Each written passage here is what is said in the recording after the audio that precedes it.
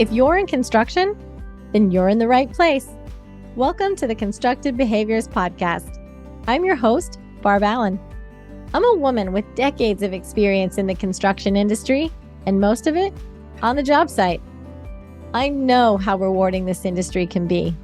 But like you, I also know that we could improve. Let's work together to make changes from the inside out.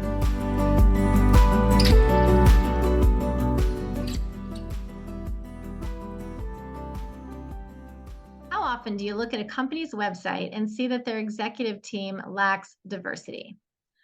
I was the only female on the executive team of the last company that I worked for. I was also the only one that wasn't married and the only one that did not have kids. The entire leadership team was white men between the ages of 40 and 50. Maybe one was in their late 30s, but the point is zero diversity. From that experience, executive diversity is now one of the first things I look at when I look at a company or an organization's website. Many company websites tout diversity throughout their website pages, but when it comes to the page showing the executive team, the same is not yet modeled. I say all this today in particular because my guest, Brandy McCombs, has shattered a glass ceiling that existed here in Kansas City for 136 years. Yes, you heard me right, 136 years. Brandy McCombs is the first female chair of the Builders Board in Kansas City. Now, please know I am a big fan and supporter of the Builders Association. They do great things for the construction industry in Kansas City. And the man that has been president of the association for over 20 years is a huge supporter and advocate for women. This episode isn't to talk about why they haven't had a female chair before. This episode is instead to celebrate that a woman is finally holding this position and to celebrate her in particular. So thanks for agreeing to be on the show, Brandy. Well, thank you very much for having me, Barb. I appreciate it. Absolutely. So I was trying to think about when you and I first met. I don't know that I actually remember. It's been I do. You remember? I do. Oh, please tell me. So you were just heading up from, I believe, Texas, from a position you were in the field with the GC there. And I had just joined NAWIC. And I believe we were in the new member orientation together. And that was... Oh, wow. 2012, 2013. Okay, sure. That sounds about good. Mm-hmm. So yes, I've actually watched you evolve from your boots on ground to executive presence at that GC to going to be the owner's rep to another executive role. So yeah, it's been that long. So I've watched you. I love that. And I have watched you as well, but I would say that really it's been the last year since I quit and went out to do my own thing that you and I have really gotten to know each other better on a different level and have started figuring out how can we make a difference for each other and for women in the industry, but really here in Kansas City. So that I have really enjoyed getting to know you better the last year. So thanks for that. Yeah, so of course, myself as well with you, because it's been great as a sounding board to bounce off of ideas from, for sure. Yes, it's so helpful when there's other women that really understand where you've been and where you're going. So, okay, let's talk about you for a second. Well, the whole thing's really about you, but okay, so you have been in the construction industry for over 20 years. Correct. You have owned your own company for little over 15 years. And your company, correct me if I'm wrong, but you have offices in Kansas City and somewhere in Florida, right? Yeah, Southwest Florida. Correct. Okay, so your company is IBC. Why don't you tell the listeners a little about IBC? What kind of projects do you guys do? What size? What trades do you employ? How many employees do you have? What is your role? What do you do there as president and owner of IBC? Okay, where do I start? So trades. Actually, we'll start with the scopes, basically. Carpentry. So we're finished carpenters. So we also, that is one company, and we also have another company. It's called IBC. There's IBC Carpentry and IBC Traffic. So we have carpenters that do the finish work. And then we also have a heavy highway division that does traffic control. So road closure, striping, such as that. So we have roughly between 150 to 200 people, depending on what time of the year it is. Right now, it's closer to the 200 mark. It's super busy. It's a great time to be in Kansas City. We actually just wrapped up the last job in Florida currently because there's a lot going on here that it's we're gonna basically spend a lot of focusing time in the Kansas City area. Yeah, So, I'll interrupt you just for a second to say there's so much street work going on in Kansas City right now. Like you guys have got to be so busy. I find myself driving through and cussing all of the construction that needs to be there. And then I see your sign. I'm like, at least Brandy's making money. That's what I say too. I'm with you on the same way. I'm like, gosh darn, I mean, I'm not kidding. You're right. Like I live downtown and there's been plenty of times where I don't know how to get home. There's so many road closures and then I have to ease up because then I see my logo and I'm like, okay, well, I guess I'll take it. So I still don't know how to get home and I'll figure it out. So GPS, here I come. So yeah, so that's the other part. So the traffic control is, so we have heavy highway laborers. So we have, I mean, honestly, I would say we're about 50-50 as far as staff wise goes, especially right now. And not to mention the I-70 widening that was just signed, I believe on Monday, where the federal government or their infrastructure money just signed it to come into play. So basically we're already in Green Valley right now and working on the exit. So that's kind of start one. They're going to start in Columbia. It's phase 1, phase 2 is KC, and then phase 3 will be St. Louis. So crazy busy. That's so that's highway work. Yeah. That's not city work. That's awesome. So thinking back on projects in general, like particularly, I get more excited about the carpentry side with my background, but out of your carpentry projects, like, do you have a particular project that's been your favorite so far? And I mean, if it's the one that we did together at Two Light, that's okay. But what do you have a particular project that's been your favorite? Of course. Well, anything with the entertainment part, right? So we did Legoland Sea Live. We have done this orangutan exhibit with this at the zoo. We are just finishing up the new Bally's, which was the Isle of Capri. I don't know if you've been by there.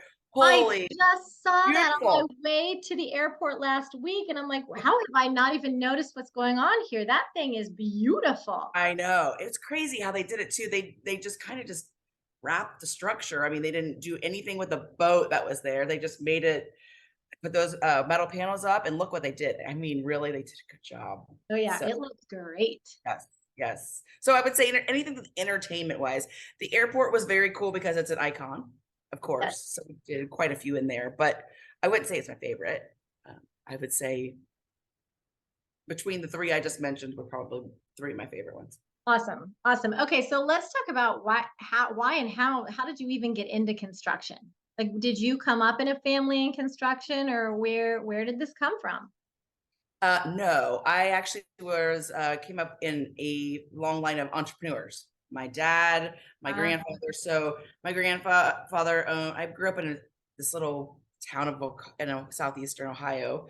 My grandpa owned the only gas station. My father owned the only auto parts store, and I knew at some point I was going to own my own company. Never in a million years would I have ever thought it was going to be construction. Thought it was going to be restaurants, but yeah, that didn't work out so well. And the why is because,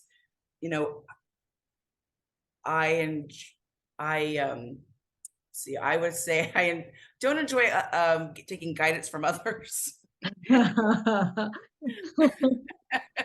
I like to have more of a visionary person. Don't get me wrong, I'm a doer too, but I like to more come up with the ideas or whatever. So there's entrepreneur background from your family side. So what did lead you to construction, for entrepreneurship in construction? A accident. I was working restaurants, working nights, weekends, you name it.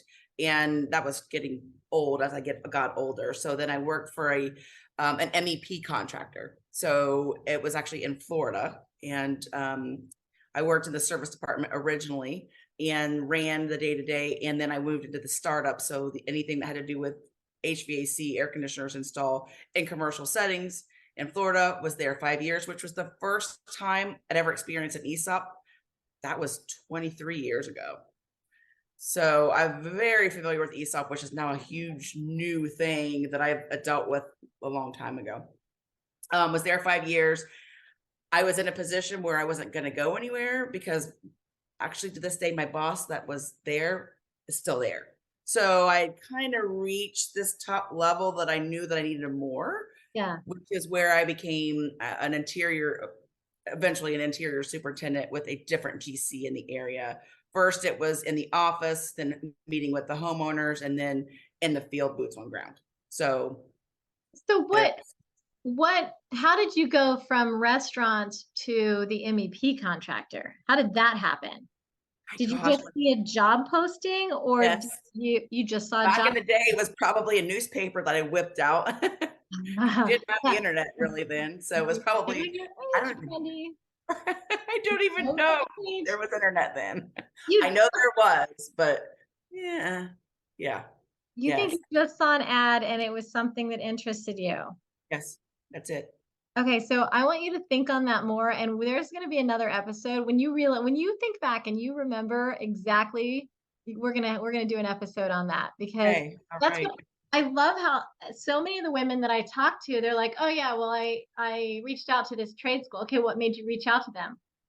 Well, I don't know. And I think it's those things that what first attracted the women. We've got to focus on that so we can use it to attract more women. But until we understand what is even getting them to these companies, how do we attract more? So that's awesome. I never thought about that. Fascinated by that question. So, okay. So you went from the HVAC into another company where you were the interior superintendent.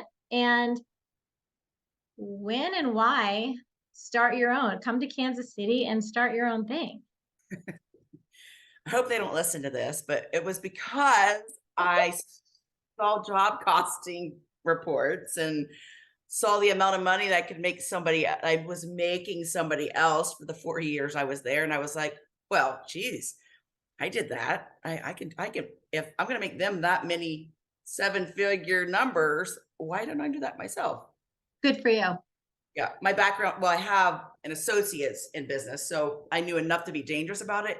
And then of course I relied on family of questions. Hey, what about this? Or what happened here? Or who should I go for tax questions and stuff like that. So there was a mentor I could go to. Yeah, having that entrepreneur mentor, especially being family that you're so comfortable to go to vulnerably and say, I don't know what to do here. That has to be a huge leg up over some of those who just have not come from entrepreneurial background at all. And just, it's scary to start your own business, especially the type of business that you started, that what you're doing, you're supporting the livelihood of these people that work for you. They are relying on you for their kids' school books or, food on the table. And that is like angst. It is. And I'm not going to lie, it's very stressful. Because when COVID hit, it was like, oh, how am I going to keep these mouths fed? Right.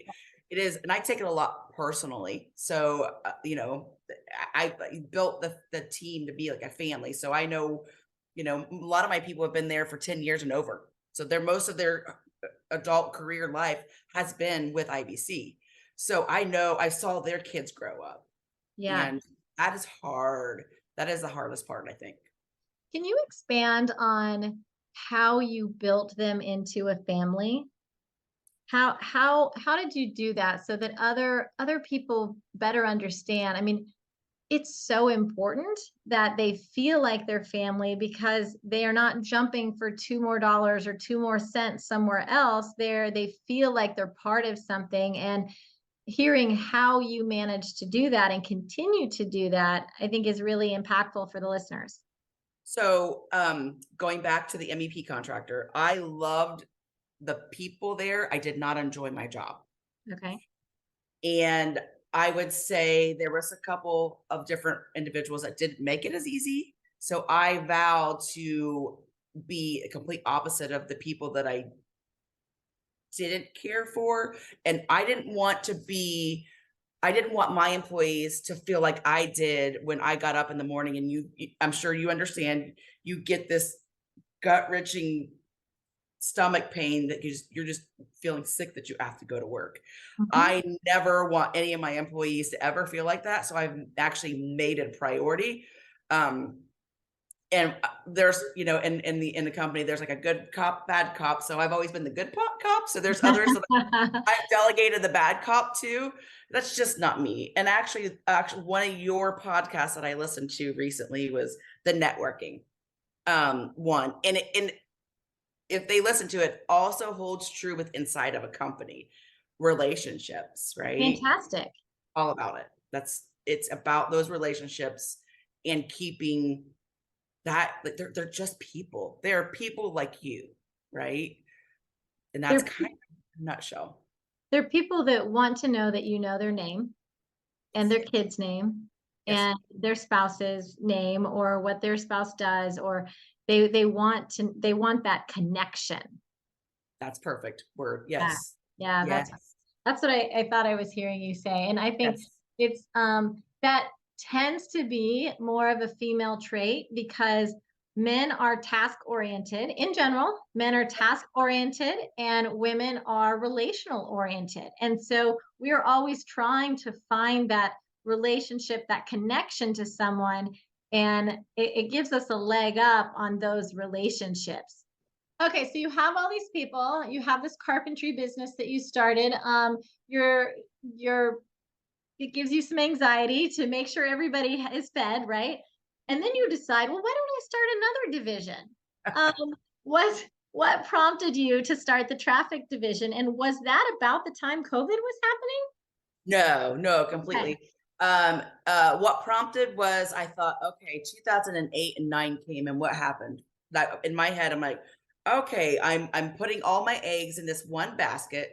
We're interior trim, and we all saw that kind of fall out um, during 08, 09. And I'm like, okay, Right. so what else is sustainable besides this? So streetcar in 2014 is where I started it, Oh, because I okay. thought, okay, interiors, vertical, what about horizontal work? There's always going to be horizontal work. There's roads always needing to be fixed. So that's the why behind it. And so that was 2014. So no, I had gotten my experience through Casey Streetcar phase 1, and then just kind of grew it from there and added little extra details, like extra scopes of work underneath it. And now I think I'm good. People keep saying, well, what's next? And I'm like, I think I am maxed out. I think I had other visions, but I think I've met my match. I think we're good. What do you think has been one of the keys to you succeeding as a woman in the construction industry? And you can have multiple keys. It doesn't have to be one. Gotcha. Um, I still keep going back to the relationships, right? People like to do business with people they like and they trust. It truly is. It's relationships. Especially small town. I know that say small town, but Kansas City is a small, big town that's getting huge. Yep. So, and cheerleaders, right? People who you've built those relationships that you can, I say cheerleaders slash mentors, where you can call and pick up the phone. I actually did it just today. I needed a piece of advice, and I called in a friend's an attorney. She picked up 2 rings and got off the phone 5 minutes. I was good. And it's having that support system in every way possible. Well, and I'm going to tag on to you just said you reached out to her. And so my question is, have you seen the support between women change throughout your career in construction? Oh immensely. Oh, completely. So a colleague that we both know, we both love is Rosie Privatera from Uh-huh. marketing, right? Sure. I remember going to her when I first came and said, "Oh my gosh, Rosie, I want to be just like you." And she actually has done so much for all the women. Until I met her, I don't think that I knew how much support there could be. Hmm. So I don't know that I was reaching out to the right people. Does that make sense? It So does. it has changed completely because there's that one person can be so impactful, so many people. Well, and sometimes I wonder if it's not because of like when we were coming up, the women were few and far between. And Yes. we were working our butts off to get to where we were. We didn't really have time to interact or time to I mean time to interact. We didn't Yeah. see other women to really interact with. And I Very feel good point. our age groups of women have gotten to a level that now we're like, okay, wait, I see you. I can see you over at these other companies because we were so down in the weeds and we were lower on the ladders that we've gotten to the top of these ladders and all of a sudden we're all standing there like, oh my gosh, there's another woman over there. Like, Yes. how You can know we what? help That's a each other? great that's it. You're right. I agree. Great way to put it. Yes. Yes. Yeah. Yeah, it's like you said, you just didn't see them much, right? Until you got to a certain point. Yep. Okay, so let's switch and talk about the builders. So apologies ahead of time if I call it the Builders Association. I know they had a new branding this year, so it's now just the Builders. But you are the first female chair that they have had in 136 years. So my first question is, did you want to be a chair? Because you've been on the board for 5 years or so. Did you want to be, or did you get urged to do so? So good question. Well, thank I you. secretly wanted to be. However, you would think that I would speak up, but I didn't. Um, I was actually called upon, and like I said, I didn't tell anybody, but I was like, I hope I get this phone call. So I don't know why I didn't speak up, but I didn't. So I was actually called upon that. Yes, I truly wanted to be. Um, but for some reason I didn't ask. I was asked to. And when you were asked to, did they give you reasons on why they just felt you were the right person to step into the role for 2023? Because of my involvement, I stayed engaged. I mean, I when I first started, I was a member. I always went to their events. I was a major advocate for them, and always spoke out about what they are and who they are. And I believe that a lot of my success was not because of them, but it evolved around them because there was a lot of networking opportunities, right? Yeah, And that one was key to me because there's a lot of networking events. You've got chambers, you've got EDCs, you've got, I mean, a whole array of different organizations. And that one was supported by the construction industry alone. right. So I felt that they helped support me. And in turn, I think that they saw it in me that I was a great advocate for them as well. So in the 5 years that you've been on the board, have there been many other women on the board? We have changed a lot. So honestly, yes. When Okay. I first started on the board, there might have been two, Out of how many on the 15. board? 15 on the board. Okay. Then we went to three. We've gone to four now. Oh boy, never thought about this question. We're pushing close to half. That's fantastic. Well, and Yeah. it reminds me of something that I heard one time that I think is so true. When there's only one woman at the table, everyone's looking at that woman like, what is she going to do? When there are two women at the table, all the men are looking at those two women like, are these two women going to get along? And when there's three or more women at a table, they stop noticing that there are women at the table. They just Oh, become part of the team.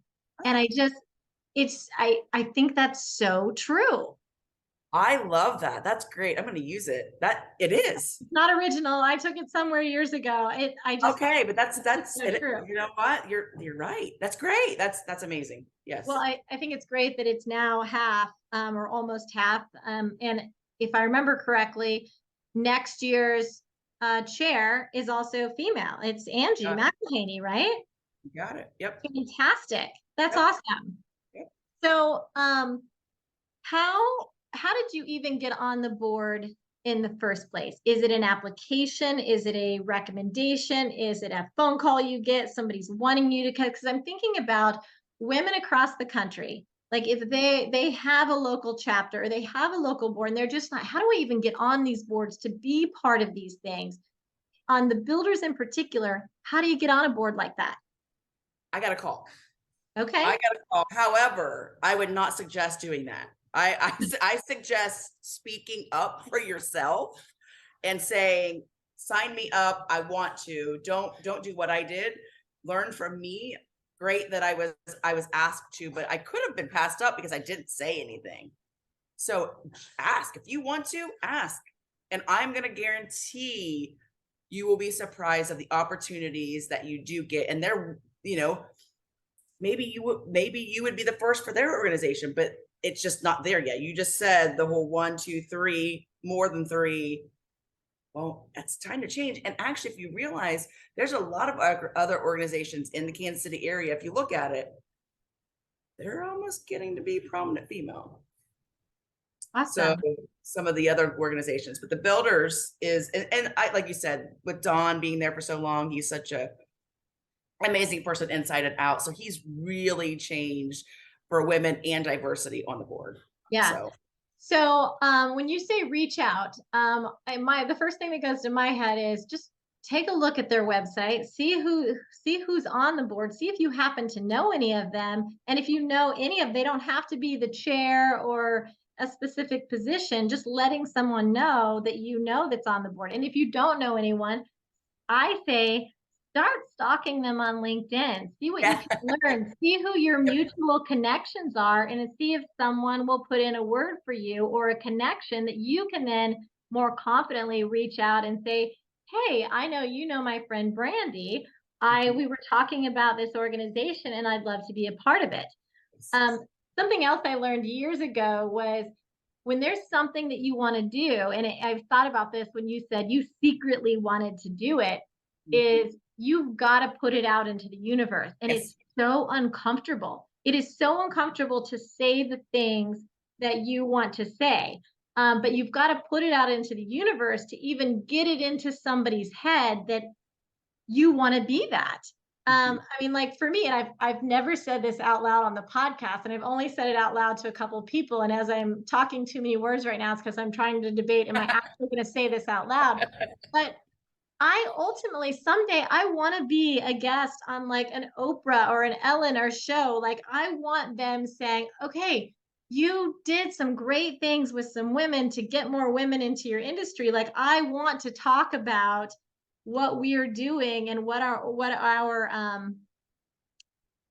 benefits our industry has for women. And I want women to start seeing themselves in the industry without the unconscious bias or the prejudice that exists on what a woman in construction actually looks like. But you got to throw it out there. Yes. So well, congratulations. You just put it out there, right? Yeah, that was big. You just got to reach out and say, hey, I would like an opportunity. And it may not come immediately. And don't ask just once, like make sure multiple people know that's going on. Agreed. Okay. I think maybe that's the answer to that question. But my next question is, well, wait, is there an application process at all that you even know about? No, I don't believe so. There is just there is a list. There is a list. There's a list is there. So but you got to say something. It's like Santa's list. You have to. Okay, it's like Santa. You want to be on the Santa list? You just need to tell us.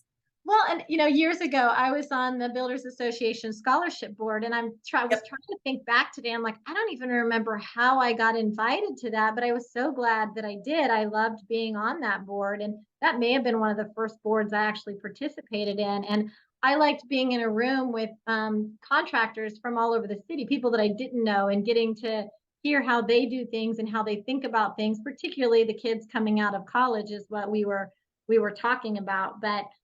Um, okay, so let's talk about this is your year, 2023. Yes. You've got 3 months left. Um, what you had put on LinkedIn is that your mission is to evolve the organization into the powerhouse organization it is meant to be. What does that mean to you? So as you stated, there was a unification at the beginning of the year. And what it was, the builders used to be called the Builder Association, and it used to be subcontractors. That was basically what their organization was. And then you had the the AGC, which was more the general contractors. Well, as a member for years, as a subcontractor, we were like, okay, well, we want more GCs in the room. We weren't getting it. So with this unification, we're there. We are so there. It is like night and day from the beginning of the year. The people I haven't seen in years, I mean years, GCs that are coming out of the woodwork to be in the organization. So it is gaining so much momentum. It's kind of scary, and we're outgrowing the spaces that we're renting, and it is amazing. So basically it's to bring the organization together. So there's the stigma of the Kansas City Builders Association was always that it's a union organization. Well, it's not, especially now the AGC is there. This is our time to say, look, it might have been back in the day, yes.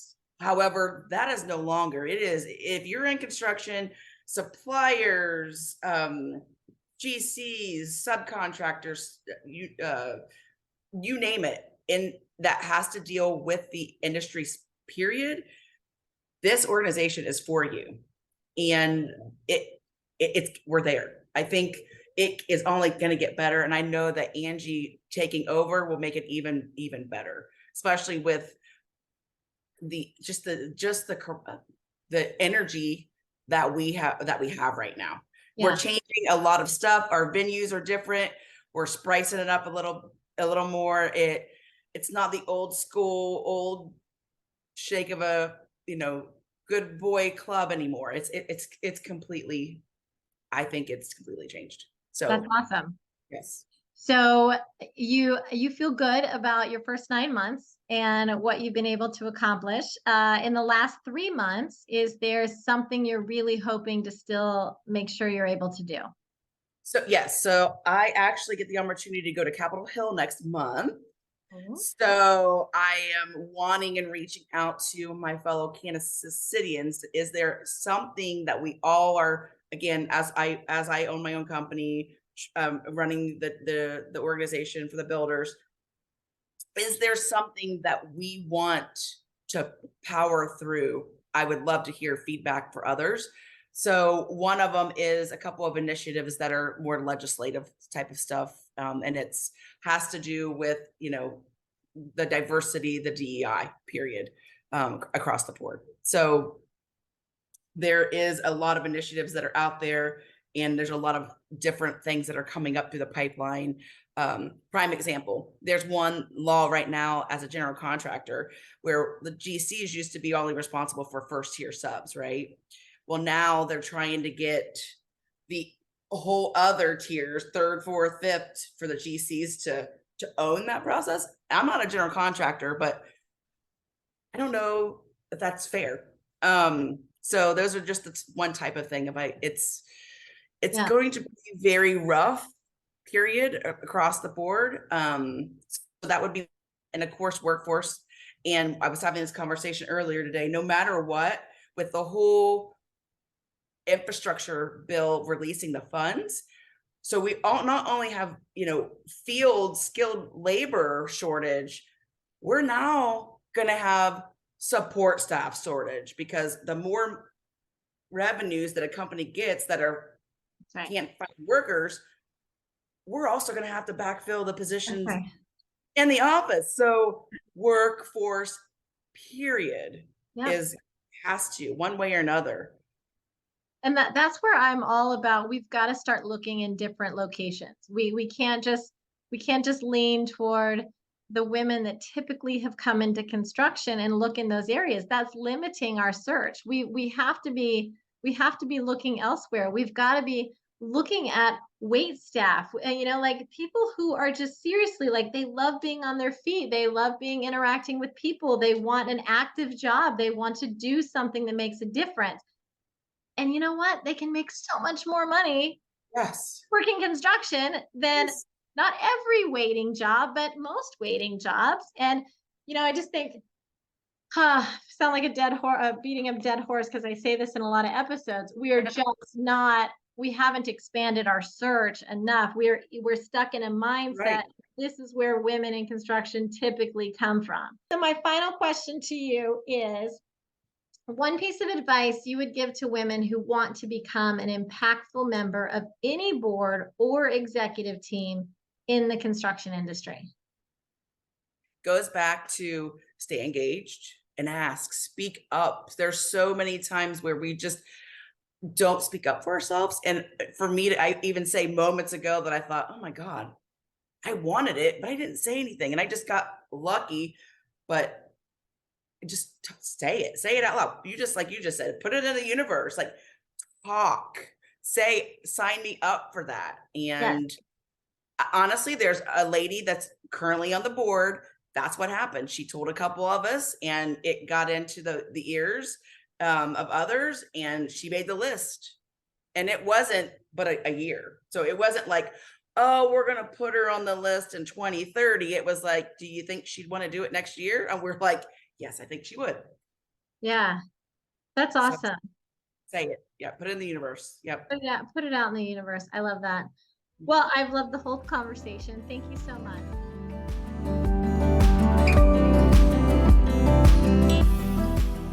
If you know someone that could benefit from this particular episode, then share it with them. Or if you want to continue to learn about the untapped and underutilized resources that will take your business to the next level, then follow the podcast. You don't want to miss an episode where we discuss what you needed to hear. And lastly, there is a link in the show notes that will allow you to reach out to me directly if you want to accelerate that learning curve. Thanks for listening. Talk soon.